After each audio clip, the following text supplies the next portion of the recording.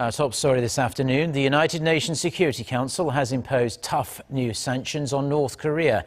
Almost 3 months after the regime conducted its fifth nuclear test, the measures aim to close the loopholes of earlier resolutions, especially by cutting Pyongyang's access to foreign currency that is funneled into its weapons programs. Our foreign affairs correspondent Kwon Soa starts us off.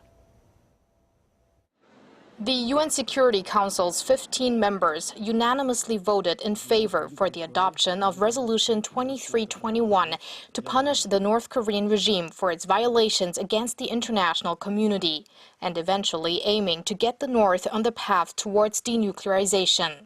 Today's resolution includes the toughest and most comprehensive sanctions regime ever imposed by the Security Council.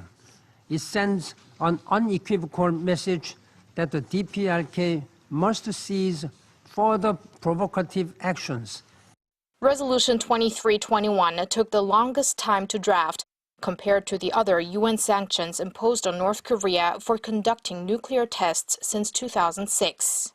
The new resolution focuses on cutting the regime's export earnings by at least $800 million annually, especially by capping its coal shipments by more than 60%. While the previous resolution already included a ban on coal shipments, loopholes were found due to the exclusion of coal used for livelihood purposes.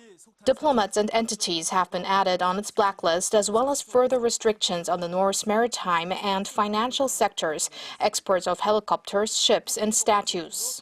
For the first time, North Korea was also warned that its status as a UN member state could be under threat if it continues to flout its international obligations. However, as South Korea's ambassador to the UN said, there's still room at the table for Pyongyang if it changes its ways. No country is an island. North Korea is not an island either. So they, for themselves, I think they should forego their nuclear program and come back to us for talks and for dialogue to settle this issue. But until then, Washington's chief representative to the UN says the effective implementation of sanctions is everything.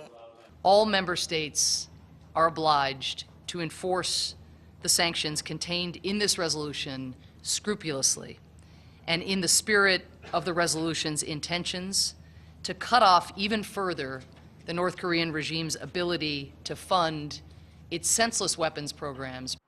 The South Korean government highly welcomed the resolution and said Thursday that it'll announce its own set of additional sanctions on Friday at 10 a.m. local time.